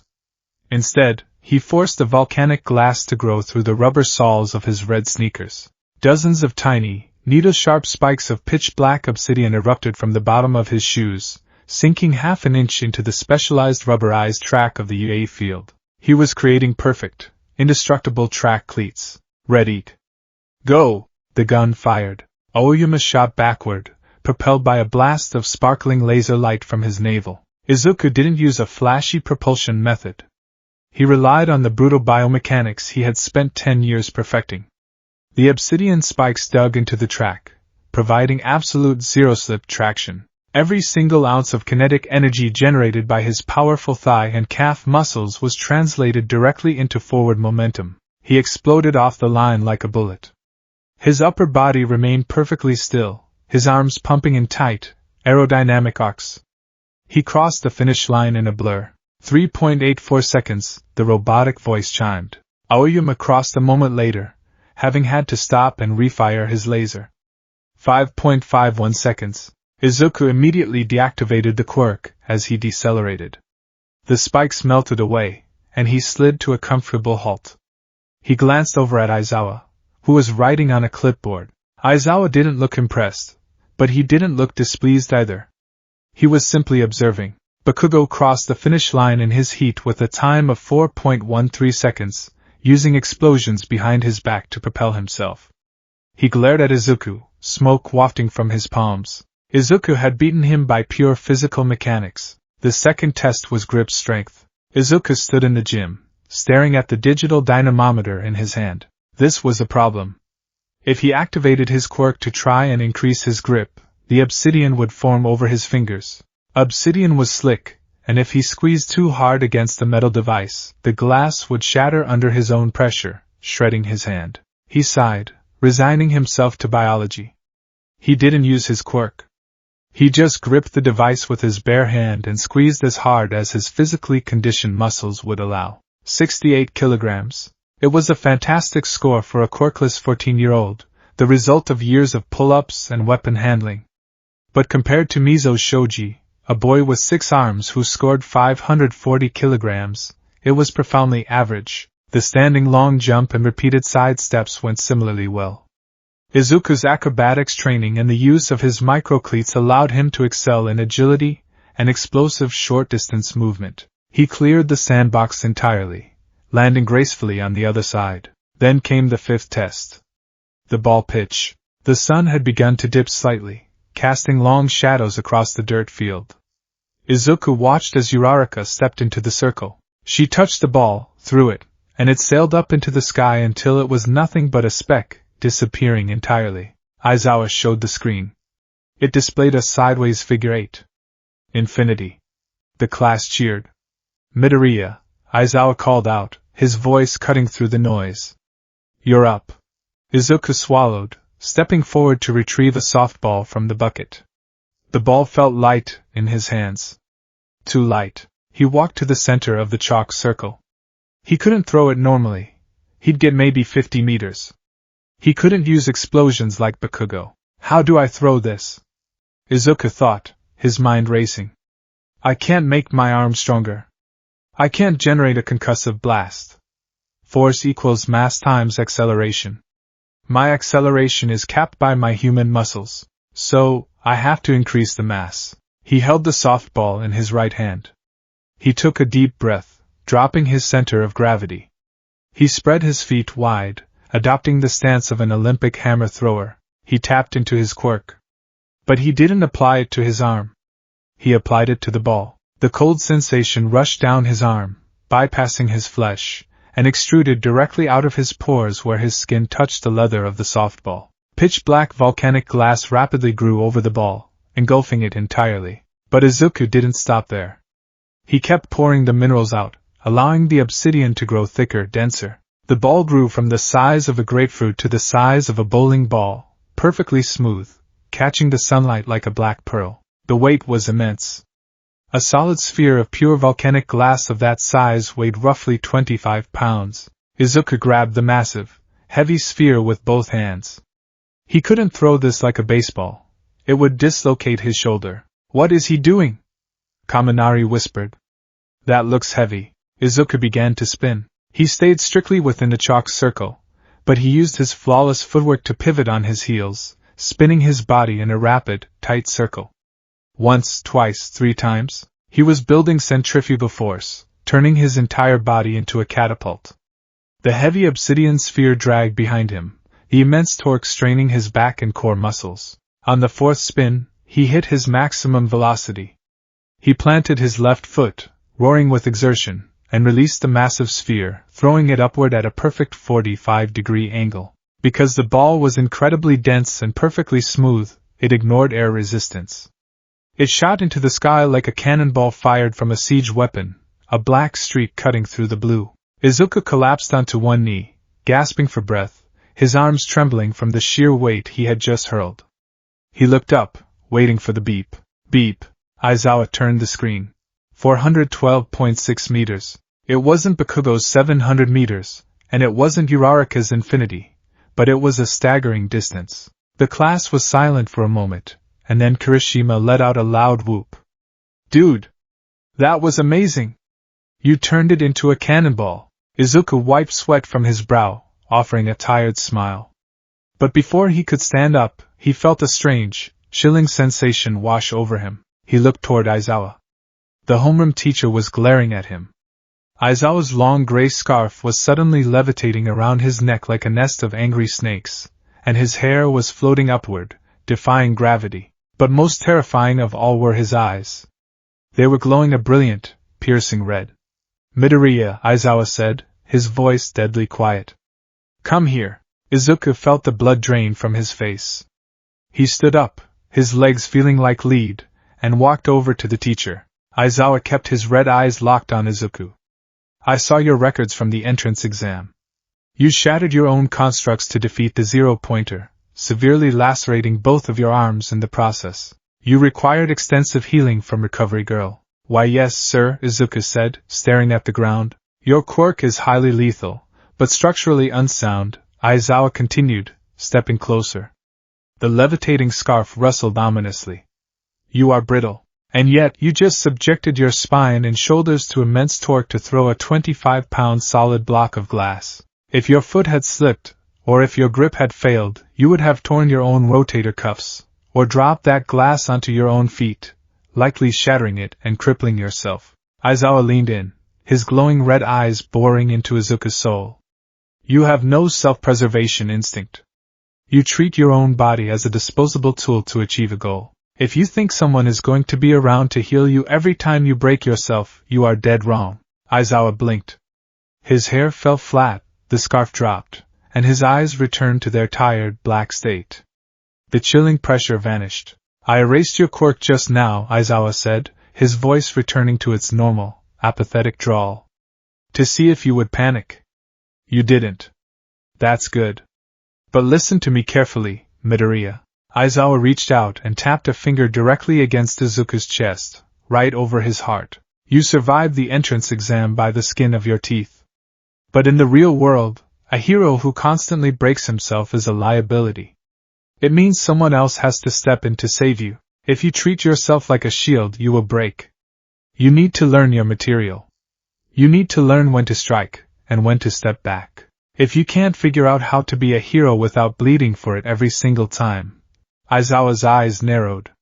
Then you do not belong in my course. The words hit Izuku harder than Bakugo's explosion ever could. It was the brutal, unvarnished truth that he had been wrestling with for 10 years, spoken aloud by a professional. He wasn't invulnerable. He was a liability if he wasn't perfect. Izuku didn't argue. He didn't offer excuses about saving people. He looked Aizawa straight in the eye and bowed deeply. I understand, sensei. I will learn. Aizawa grunted, turning away. See that you do. Next, Izuku walked back to the group. He felt the weight of Aizawa's warning settling over his shoulders. The rest of the tests passed in a blur. He performed adequately in the sit-ups and the toe touch, entirely relying on his physical fitness. When the sun finally began to set, casting an orange hue over the school, Aizawa gathered them together in front of the holographic scoreboard. I'll quickly read out the total results, Aizawa said, pulling out his juice pouch again. The total is simply the marks you got from each test. It's a waste of time to explain verbally, so I'll just show you. The screen flickered to life. Izuku scanned the names from the bottom up. Mineta Minoru was in 20th place. Toru Hagakure was 19th. He kept scrolling up. He found his name. 4. Izuku Midoriya. He had placed 4th overall. Behind Yaoyorozu, who had created a cannon for the ball pitch, Todoroki, and Bakugo. His times in the dash and agility tests, combined with his solid physical scores and the massive ball pitch, had secured him a top spot. Izuku let out a long, shuddering breath. He wasn't expelled.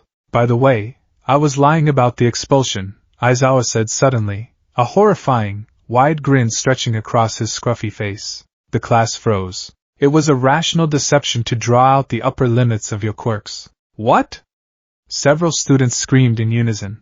Yaoyorozu, a tall girl with black hair tied in a spiky ponytail, sighed, placing a hand on her cheek. Of course it was a lie. It was rather obvious if you just thought it through. No, it wasn't, Izuku thought, looking at Aizawa's retreating back. He meant it. If any of us had shown zero potential, he would have cut us in a heartbeat. Hey! Deku, Izuku turned. Bakugo was standing a few feet away.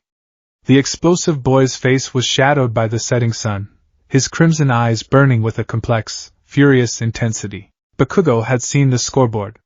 He had placed 3rd.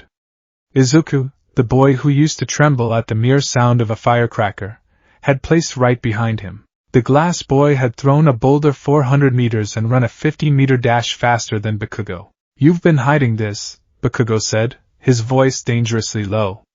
Small, involuntary sparks popped from his clenched fists. You've been pretending to be a fragile little pebble for 10 years, while you were building all this up. I wasn't pretending, Kaken, Izuku said quietly. He didn't back away. I am fragile. My quirk hasn't changed. It's still brittle. But I stopped trying to use it like you use yours. Izuku took a step forward, the orange light catching the determined glint in his emerald eyes. I'm not a shield anymore, Kakin. And I'm not a pebble. I'm going to be a hero. And I'm not going to break. Bakugo stared at him for a long, tense moment. The sheer animosity between them was a palpable weight in the air. Finally, Bakugo scoffed, turning on his heel and walking away, his hands shoved deep into his pockets. We'll see about that, Deku. The moment you shatter, I'm walking right over you. Izuku watched him go. He knew the rivalry was far from over. If anything, it had just truly begun. Midoriya-kun! Izuku turned to see Uraraka and Ida jogging toward him. Ida was moving his arms in his robotic, chopping motion, and Uraraka was smiling brightly. Are you walking to the station? Uraraka asked. We should go together. You were so amazing today. That ball throw was crazy. I agree, Ida said solemnly. Your application of physics to your quirk is highly commendable. You will make an excellent hero. Izuku looked at the two of them. A warm feeling, entirely different from the cold genesis of his obsidian, bloomed in his chest. He wasn't alone. He had friends. He had peers who respected him not for a flashy, indestructible power, but for his mind and his resolve. Yeah, Izuku smiled, a genuine, bright expression that reached his eyes. Let's walk together. As they headed toward the massive gates of UA, Izuku pulled his sleeves down slightly, covering the black athletic tape on his wrists. He knew Aizawa was right. The road ahead was dangerous. His body was a fragile vessel carrying a lethal weapon, but as he listened to Uraraka laugh and Ida lecture, Izuku realized something crucial. He didn't need to be an impenetrable wall. He just needed to be sharp enough to cut through the darkness, before it ever reached the people he cared about. The glass had been forged. Now, it was time to test the edge. The transition from a normal middle school to UA high school was a jarring one, primarily because the mundane and the extraordinary were smashed together with reckless abandon. Morning classes consisted of agonizingly normal subjects like English with present mic and modern literature with Cementos. Izuku Midoriya sat at his desk, his notebook open, diligently taking notes on irregular verbs, but his leg bounced with a relentless, nervous energy. He was waiting for the afternoon. He was waiting for hero basic training. When the lunch bell finally rang and the afternoon session commenced, the atmosphere in Class 1A shifted instantly. The heavy oak door of the classroom didn't just slide open, it burst inward, accompanied by a booming voice that Izuku had spent his entire life listening to through computer speakers and television screens. I am coming through the door like a normal person. All Might stood in the doorway, clad in his silver-aged costume, a skin-tight bodysuit of vibrant red, white, and blue, complete with a billowing yellow cape. He was a mountain of muscle, his iconic V-shaped grin radiating an aura of absolute security. The classroom erupted. It's All Might! Kaminari cheered, leaning so far over his desk he nearly fell out of his chair. Wow, he really is a teacher. Kirishima grinned, his shark teeth glinting. That's a Silver Age costume, isn't it? Its design is so retro. All Might marched to the podium, his heavy boots thudding against the floorboards. Hero Basic Training. The class that will put you through all sorts of special training to mold you into true heroes. No time to dally. Today's activity is Battle Training. All Might pointed a massive, gloved finger toward the wall. And for that, you need these. With a mechanical whir, a section of the wall slid open, revealing 20 numbered, metallic briefcases stacked neatly in rows. In accordance with the Quirk registry and the special request forms you filled out before being admitted, your hero costumes have been prepared. All Might announced. Change into them, and gather at ground beta. Let's see what you've got, you zygotes. Izuku stared at briefcase number 18. His heart hammered against his ribs. The hero costume. The ultimate physical expression of a hero's identity. He had submitted his designs months ago, heavily revising them after the reality check of his quirk's awakening when he was 4. He grabbed his case and headed for the locker room. 10 minutes later, Class 1A began to file out of the dark tunnel and into the blinding sunlight of Ground Beta, a massive, unpopulated mock city. They say the clothes make the man, young men and women. All Might boomed, standing in the center of the street with his hands on his hips. Be fully aware, from now on, you are heroes. That's great, Everyone. You all look so cool. Izuku emerged from the tunnel near the back of the pack. He felt exposed, yet oddly secure. In his original childhood notebooks, he had designed a costume meant to look like a heavily armored version of All Might. But the reality of his brittle, volcanic glass quirk demanded something entirely different. Izuku's hero costume was built for stealth, speed, and unobstructed mobility. He wore a form-fitting, dark emerald green combat shirt made of a breathable, high-tensile synthetic weave, designed to resist tearing. Over it, he wore a matte black tactical harness that strapped tightly across his chest and waist, holding small pouches for first aid supplies and capture wire. His pants were loose-fitting black cargo trousers, tucked into lightweight, flexible red combat boots that allowed for maximum ankle articulation. But the most important elements were on his arms. From his mid-biceps down to his wrists, he wore heavy-duty, compression-grade crimson wrappings. They looked like Muay Thai hand wraps, but they were woven with carbon fibers to provide intense joint support, protecting his tendons from the violent recoil of his own slashing attacks. The gloves were fingerless, exposing his knuckles so his quirk could deploy without destroying the fabric. Finally, a sleek, dark metal respirator mask hung loosely around his neck, ready to be pulled up to protect his lower face from dust and debris. He didn't look like a tank. He looked like a rogue. A striker. Oh, Deku-kun! Izuku turned to see Uraraka jogging toward him.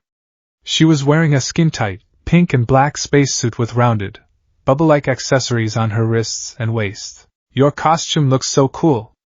Uraraka beamed, looking him up and down. It looks really practical. Mine ended up being a tight skin-tight suit. It's a little embarrassing. She rubbed the back of her helmet, her cheeks flushing pink. And no. It looks great. Izuku stammered, his face instantly turning a matching shade of crimson. The quirk physics makes sense. If you're manipulating gravity, loose clothing would create dangerous drag, so the aerodynamic fit is optimal. Uraraka laughed. You're always mumbling about physics. But thank you. Now then, it's time for combat training. All Might called out. Ida, wearing a massive, blocky suit of white armor that made him look like a futuristic knight, raised a heavily plated hand. Sir, this is the battle center from the entrance exam. Will we be conducting urban mock battles again? No. We're moving ahead 2 steps. All Might held up 2 fingers. Most villain fights you see on the news take place outside. However, statistically speaking, the appearance rate of atrocious villains indoors is actually higher. Imprisonment, house arrest, backroom deals. In this hero-saturated society, truly intelligent villains hide in the shadows. All Might pulled out a small script, squinting at it slightly. For this class, you'll be split into villains and heroes and fight 2-on-2 indoor battles. Without basic training? Sue asked, tilting her head. This is a real battle to understand those basics. All Might countered. However, the key this time is that there's no robot you can just beat up. He went on to explain the rules.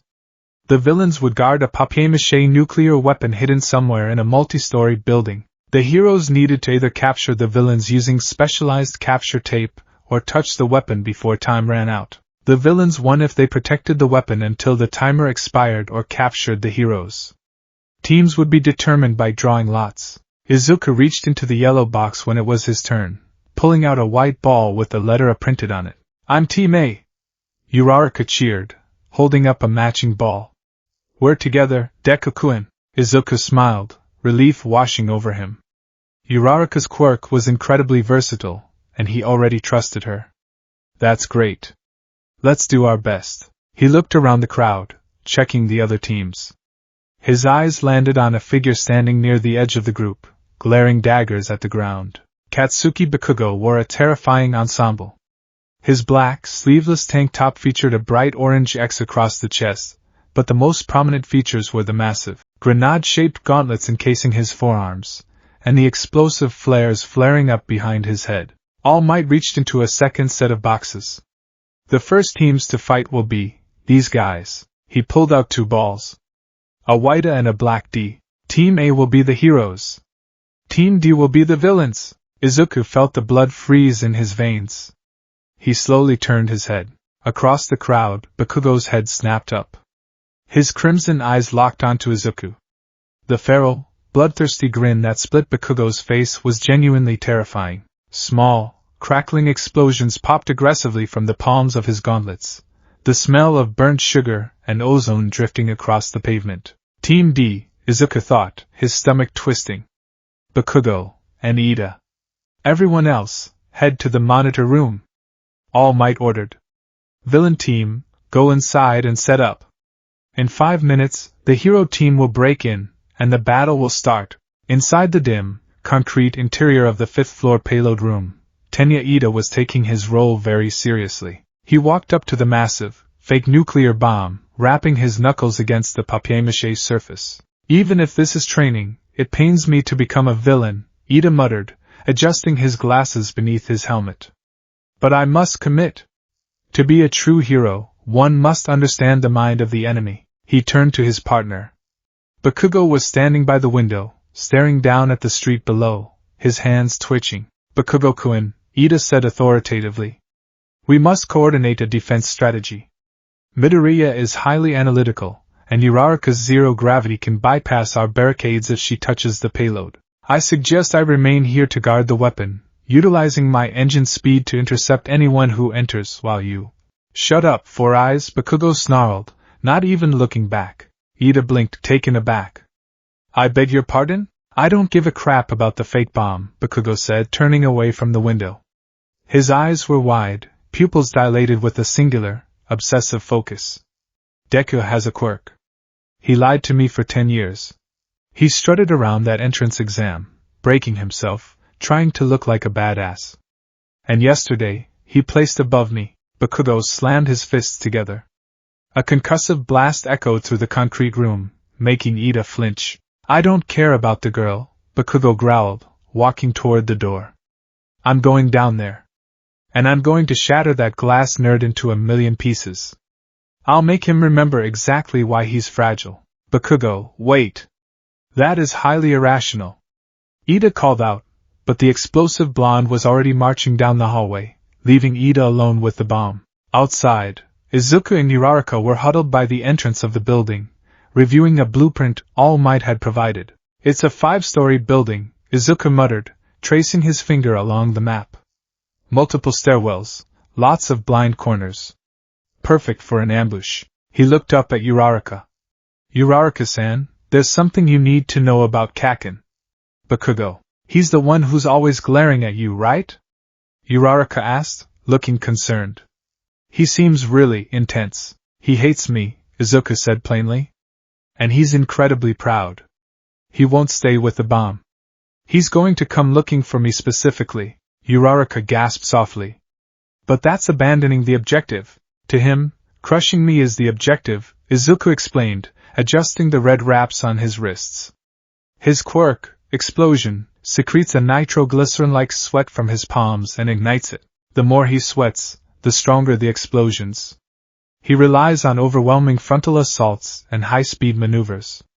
He's brilliant in combat, but he's aggressive. Izuku took a deep breath. When we go in, he's going to ambush us. When he does, I will take his aggro. I want you to slip away and find the bomb. Deku-kun, no! Uraraka protested. You told us yesterday. Your quirk is brittle. If you fight someone who creates giant explosions, you'll shatter. You'll get hurt. Izuku looked down at his gloved hands. He remembered the pain of the entrance exam. He remembered the agony of the playground 10 years ago. I know, Izuku said, looking back up with a gaze of pure, focused steel. But I spent 10 years learning how not to break. I won't fight him his way. I'll fight him mine. Trust me, Uraraka-san. Go for the bomb. I can handle Kaken. A loud buzzer echoed across the training grounds. Now, let the indoor combat training begin. All Might's voice crackled through the comms in their ears. Izuku nodded to Uraraka. He pulled his metal respirator mask up over his mouth and nose, ensuring he wouldn't inhale smoke or dust. He slid through the ground floor window, moving with absolute silence, Uraraka right behind him. The interior of the building was dark, lit only by the sunlight filtering through the dirty windows. The air was stale and smelled of old concrete. They crept down the first-floor hallway.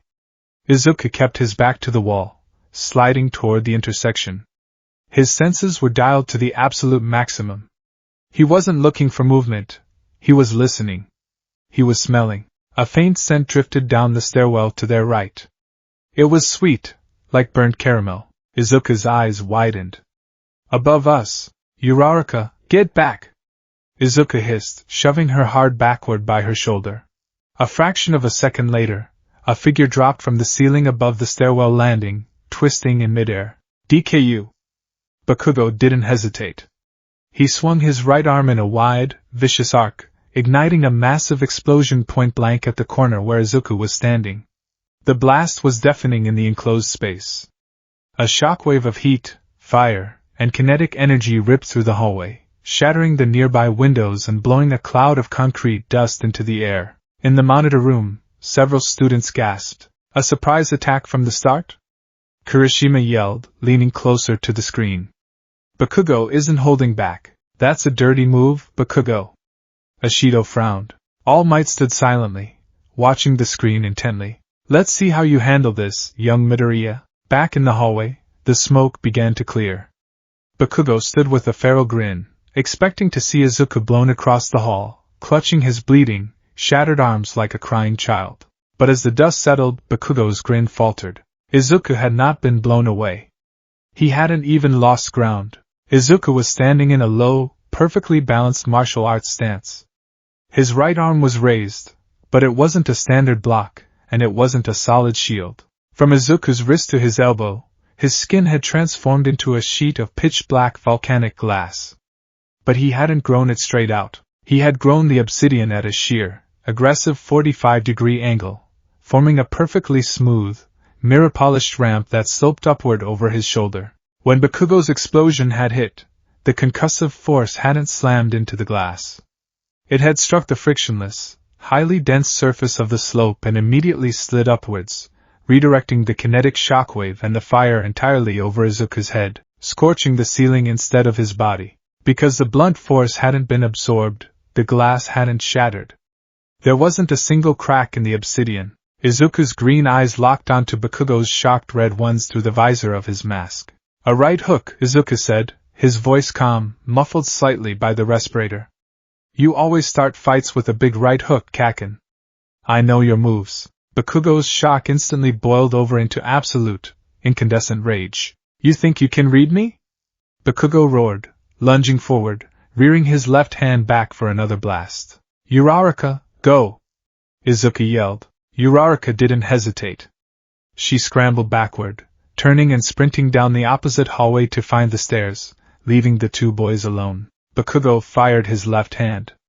Izuku didn't bother trying to deflect this one. He dropped his center of gravity, spinning beneath Bakugo's arm with the grace of a gymnast. As Izuku spun past Bakugo's side, his left hand shot out. He didn't form a blade. A blade would slice Bakugo open and end the match with a fatal injury. Instead, Izuku formed a dense, blunt node of obsidian over his knuckles, like a set of natural brass knuckles. He struck Bakugo hard in the ribs. Bakugo gasped, the breath knocked out of him as the dense, rock-hard glass slammed into his side. He stumbled sideways, clutching his ribs, his eyes wide with fury and a sudden spark of genuine pain. Izuku immediately dropped the hardening, springing backward to put 10 feet of distance between them. He bounced lightly on the balls of his feet, his hands raised in a modified eskrima stance, relaxed and fluid. You're trying to hit me with blunt force, Kaken, Izuku said, keeping his voice level. You think because I'm glass, all you have to do is hit me hard enough, and I'll break. Shut up! Bakugo spat, straightening up. Sparks danced violently across both of his palms. You're a fragile little weakling. You always have been. I am fragile, Izuku agreed. If you hit my chest right now, my ribs will shatter. If you hit my face, my skull will fracture. I know my weakness. Izuku slowly raised his arms. A terrifyingly beautiful sound, like ice cracking over a frozen lake, filled the hallway. Instantly, from the elbows down, both of Izuku's forearms blackened and crystallized.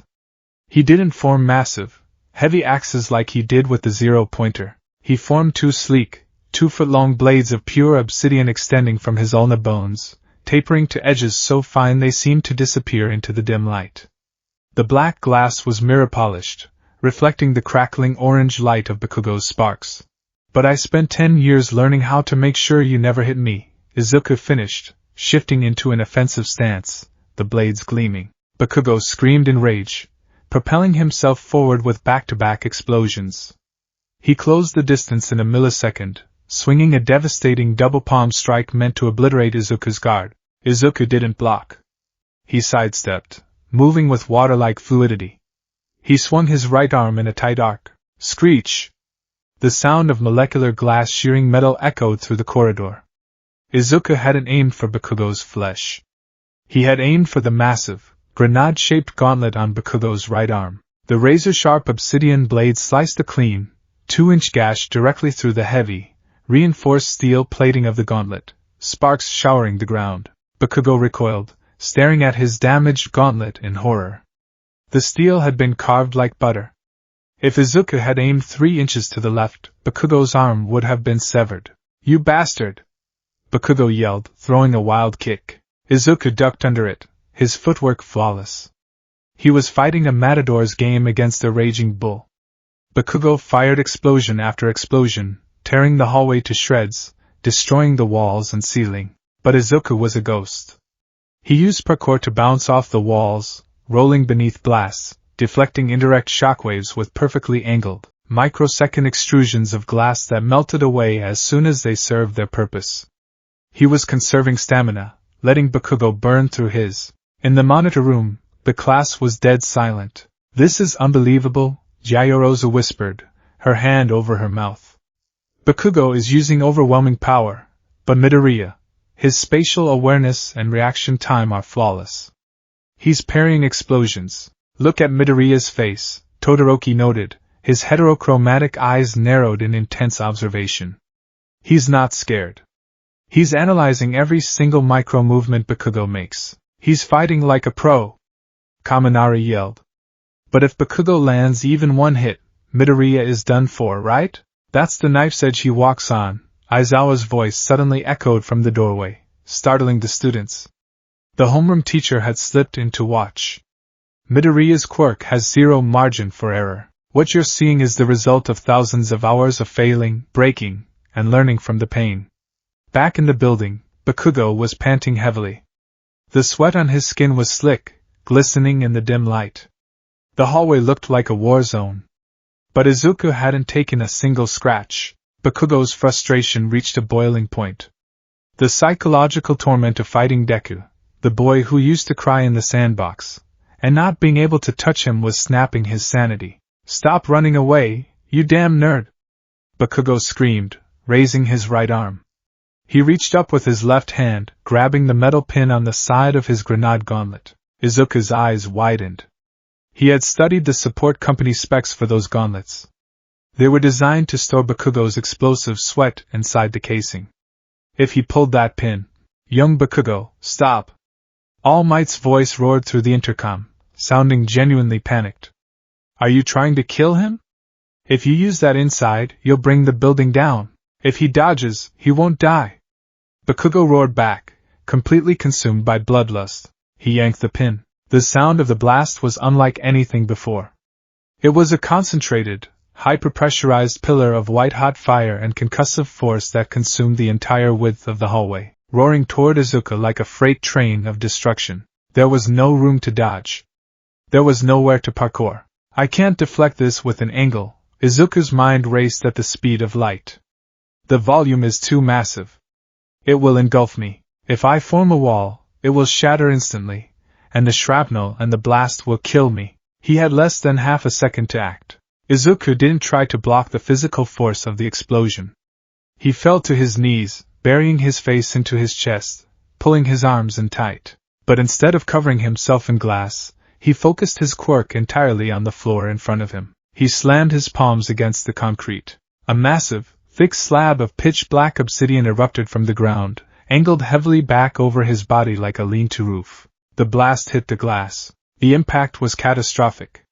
The sheer, overwhelming blunt force of the concentrated explosion hit the brittle volcanic glass. Crack boom! The entire massive slab of obsidian shattered violently into thousands of pieces. The concussive shockwave blew the shrapnel backward, straight over Izuku's huddled form. Because he had anchored the glass to the floor and not his skin, he wasn't ripped apart, but the residual shockwave still slammed into his back, sending him skidding across the concrete floor. The building groaned. The walls cracked, and the windows on the entire side of the building blew out. Through the comms, Izuku could hear Uraraka screaming as the building shook. Izuku coughed violently, tasting copper in his mouth. The respirator mask had saved his lungs from the smoke, but his back screamed in agony from the blunt force trauma. He slowly pushed himself up to one knee. His uniform was singed, his ears ringing loudly. Bakugo stood at the other end of the ruined hallway, his gauntlets smoking, his chest heaving.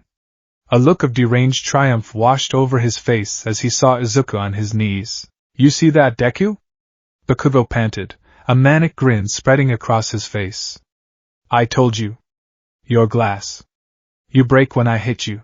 Izuku slowly stood up. Every muscle in his body ached. He looked down at the ruined hallway, at the shattered remains of his massive obsidian shield scattered across the floor like dark, jagged snow. He had survived, but he knew he couldn't survive another one of those. His stamina was plummeting. The sheer heat of the environment was making it harder to concentrate. He needed to end this. Now, Izuku took a deep breath, centering himself. He reached behind his waist, his fingers brushing against the spool of capture tape hooked to his belt. "You're right, Kaken," Izuku called out, his voice echoing eerily in the smoking corridor. "Glass breaks. But you forgot the other property of glass." Bakugo scowled, raising his left arm, sparking a fresh explosion in his palm to propel himself forward. "I don't care about your nerd facts. Die!" Bakugo launched himself, flying down the hallway at terrifying speed, rearing his fist back for a close-range, devastating blast. Izuku stood his ground. He didn't form blades. He didn't form a ramp. He waited until Bakugo was exactly 10 feet away. In a fraction of a second, Izuku poured every ounce of his remaining quirk energy into his left arm. He rapidly grew a massive, perfectly circular buckler shield of obsidian, but he didn't thicken it for defense. He focused entirely on the microscopic structure of the surface. He made it perfectly, flawlessly smooth. A pitch-black mirror. Bakugo swung his fist, detonating a massive, bright orange explosion point-blank at the shield. Izuku didn't brace for the impact. He knew the shield was going to shatter. That was the plan. As Bakugo's explosion ignited, generating a blinding flash of incandescent light, Izuku angled the mirror-polished surface of his obsidian buckler precisely toward Bakugo's face. The intense, blinding light of the explosion hit the perfect mirror and reflected back with zero diffusion. It was a localized flashbang, generated entirely by Bakugo's own power. The intensely concentrated light hit Bakugo's retinas point-blank. "Gah!" Bakugo screamed, squeezing his eyes shut as white-hot blindness seared his vision. His spatial awareness vanished instantly. The explosion hit Izuku's thin shield, shattering it instantly into a cloud of harmless black dust, but the concussive force was severely weakened by Bakugo's sudden recoil. Izuku dropped his ruined left arm, ignoring the stinging cuts on his skin from his own shattered glass. This was his window. Izuku stepped inside Bakugo's guard. He used his right hand, keeping it entirely flesh and bone, to grab Bakugo's wrists. In a move so fast it was a blur, Izuku spun his body, using Bakugo's own forward momentum against him. He swept Bakugo's leg, throwing the explosive boy off balance. As Bakugo tumbled toward the ground, blind and wildly disoriented, Izuku whipped the capture tape from his belt. He looped it around Bakugo's wrists, securing them tightly together, before pinning Bakugo face down against the concrete with his knee firmly planted in the middle of Bakugo's back. "Bakugo has been captured." Izuku's voice was ragged, heavy with exhaustion, as he spoke into his comms. A moment of profound silence blanketed the entire building. Even the ringing in Izuku's ears seemed to fade. Bakugo lay pinned against the floor. His vision was swimming with purple and white spots. He struggled weakly against the tape, his mind entirely unable to process what had just happened. He hadn't landed a single direct hit. He had used his ultimate move. He had gone all out. And Deku. Deku had used the light of his own explosion to blind him, disarm him, and capture him. The boy made of glass hadn't just survived the sledgehammer. He had outsmarted it. Uraraka, Izuku gasped into his earpiece, sweat pouring down his face beneath the mask. Status? I got it. Uraraka's voice crackled back, sounding equally exhausted but elated. Ida was distracted by the building shaking. I floated myself over him and touched the bomb. The loud, piercing wail of a buzzer echoed throughout ground beta. Hero team. Why Yithians? All Might's voice boomed over the PA system, followed by the muffled cheers of the students in the monitor room. Izuku let out a long, shuddering breath. The adrenaline that had been keeping him upright vanished, replaced by a crushing wave of physical exhaustion. His arms ached, his back throbbed, and he was covered in dust and sweat. He slowly lifted his knee off Bakugo's back and stood up, stumbling slightly. He reached down, offering a hand to his childhood tormentor. Bakugo slowly pushed himself up to his knees, his vision finally clearing. He looked at Izuku's extended hand. He looked at the white capture tape binding his own wrists. Then, Bakugo looked up at Izuku's face. The respirator mask was pulled down, revealing Izuku's bruised, dirty face. But there was no fear in Izuku's eyes anymore. There was no trembling, crying child waiting to be bullied. There was only a quiet, absolute strength. A strength built on the full acceptance of his own fragility. Bakugo didn't take the hand. He swatted it away with his bound wrists, his face contorting into a mask of pure, devastating humiliation and shock. He stood up on his own, his whole body trembling, not with rage this time, but with a profound, terrifying realization. His entire worldview, that power was absolute, that the strong broke the weak, had just been violently shattered. You didn't break, Bakugo whispered, his voice hoarse, staring at Izuku as if he were looking at an alien. Izuku looked down at his own heavily taped, scarred forearms. I break all the time, Kaken, Izuku replied softly, turning to walk toward the exit. But I learned how to piece myself back together into something sharper. As Izuku walked away, leaving Bakugo standing alone in the ruins of the hallway, he knew nothing would ever be the same between them. The glass had not only held its edge, it had cut straight to the core of the strongest boy he knew.